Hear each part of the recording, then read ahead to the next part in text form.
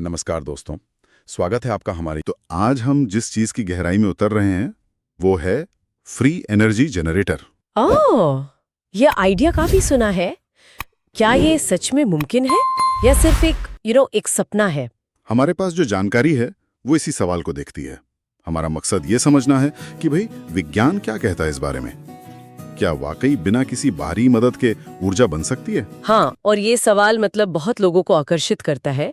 इसे अक्सर perpetual motion machine भी कहते हैं। हाँ, सदा चलने वाली मशीन। बिल्कुल, एक मशीन जो बस चलती ही रहे हमेशा।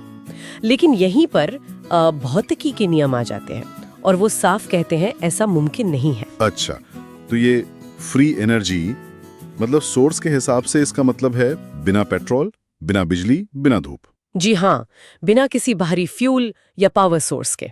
मशीन खुद चले और ऊर्जा भी दे। सुनने में तो मतलब कमाल का लगता है। हाँ, बिल्कुल कमाल का लगता है।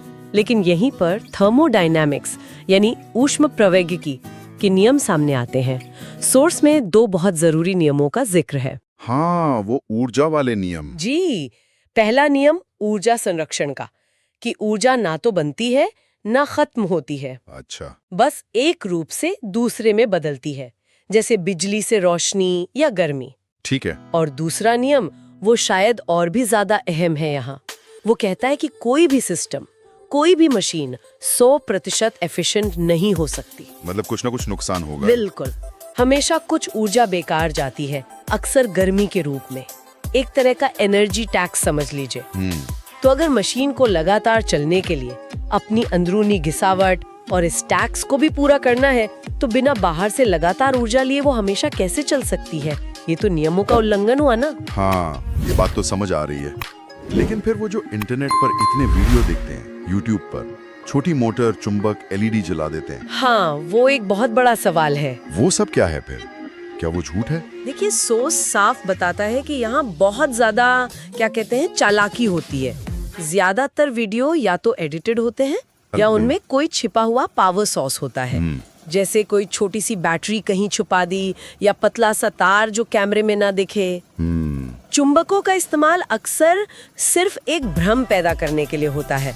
लगता है कि मशीन खुद चल रही है, पर असल में ऊर्जा कहीं और से ही आ रही होती है। तो ये जो चुंबक वाली मशीनें दिखाते हैं वो कैसे काम करती हैं या नहीं करती? देखिए, सोर्स फैराडे के नियम का जिक्र करता है, इलेक्ट्रोमैग्नेटिक इंडक्शन।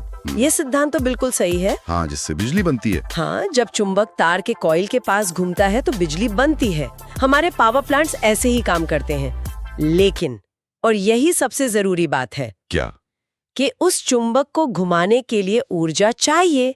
वो ऊर्जा कहीं से तो आनी चाहिए ना। हाथ से घुमाएं, पानी से, हवा से या किसी मोटर से। अच्छा, चुंबक में कोई अपनी अनंत ऊर्जा नहीं छिपी होती। उसे घुमाने के लिए आपको लगातार ऊर्जा देनी पड़ेगी। बिना इनपुट के आउटपुट नहीं मिलेगा। तो मतलब अभी के विज्ञान के हिसाब से तो ये बिल्कुल मुमकिन नहीं लगता। पर क्या भविष्य में भी कोई उम्मीद नहीं है, कोई नई टेक्नोलॉजी? देखिए, विज्ञान तो हमेशा आगे बढ़ता है। सोर्स में क्वांटम फिजिक्स और जीरो पॉइंट एनर्जी जैसे बहुत एडवांस्ड फील्ड्स का जिक्र है। हाँ, सुना है इनके बारे में। वैज्ञानिक इन क्षेत्रों में ऊर्जा के नए स्रोतों की संभावना तलाश रहे हैं। लेकिन ये सब अभी बहुत शुरुआती या सैद्धांतिक स्तर पर है। और सोर्स इस बात पर जोर देता है कि आज तक किसी भी बड़ी लैब में, नासा हो, MIT हो, कहीं भी कोई practical verified free energy device नहीं बन पाया है जो लगातार चले बिना बाहरी ऊर्जा लिए। तो फिर हमें क्या करना चाहिए?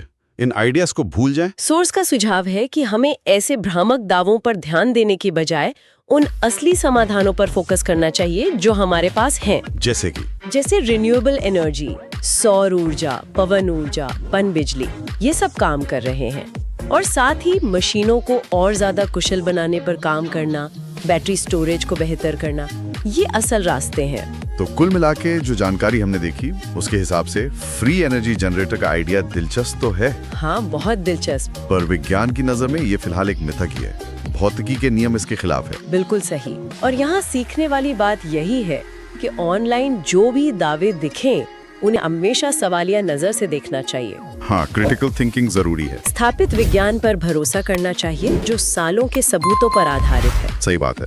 हालांकि फ्री एनर्जी वाला सपना आज शायद पूरा ना हो, पर यह सोचना तो अच्छा लगता है कि असली वैज्ञानिक तरक्की भविष्य में ऊर्जा के कौन से नए और टिकाऊ रास्ते खोलेगी, है ना? बिल्कुल, ऐसे रास्ते जो ठोस विज्ञान पर आधारित हो, किसी भ्रम पर नहीं।